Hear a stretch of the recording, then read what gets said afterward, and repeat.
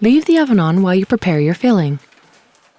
Add sugar to egg yolks and whisk until light and creamy. This will take about a minute and should look like this when done. Now melt the butter over medium heat, then cut the vanilla bean in half and scrape out the seeds.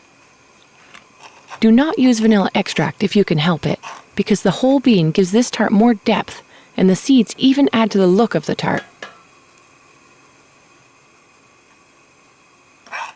Add the vanilla, cinnamon stick, and salt to the butter. Stir occasionally until the butter turns golden brown. This will bring out its nutty flavor. This should take about 8 minutes. This is not quite brown enough, but it will happen quickly now, so be ready. This is perfect. Turn off the heat and remove the cinnamon stick and vanilla bean. Just quickly re-whisk the egg mixture and then slowly whisk in the butter. Only add a small amount at first to temper the eggs.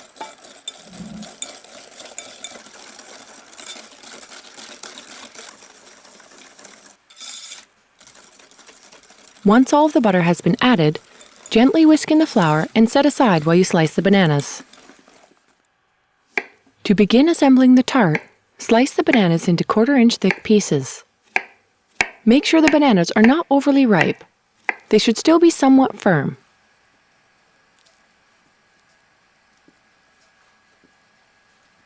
Lay the banana slices 1 layer thick onto the tart, covering the entire base. I also cut some of the slices into quarters to fill some of the gaps, but you don't have to. Now pour the mixture onto the bananas and spread evenly. Don't worry if it's hard to spread out, just be gentle with it. Put the tart into the oven and bake for approximately 30 to 35 minutes. This is almost ready, but could use a bit more color and time to set. I will leave it for a few more minutes or until the top is firm and starts to crack a bit. Place onto a cooling rack and let cool for approximately 30 minutes. Now lightly dust the top of the tart with some icing sugar. To remove the tart, very gently apply pressure to the center. This will help to pop the tart out without damaging the sides. You don't have to remove the bottom of the tart pan, but it will prevent it from getting scratched when you slice the tart.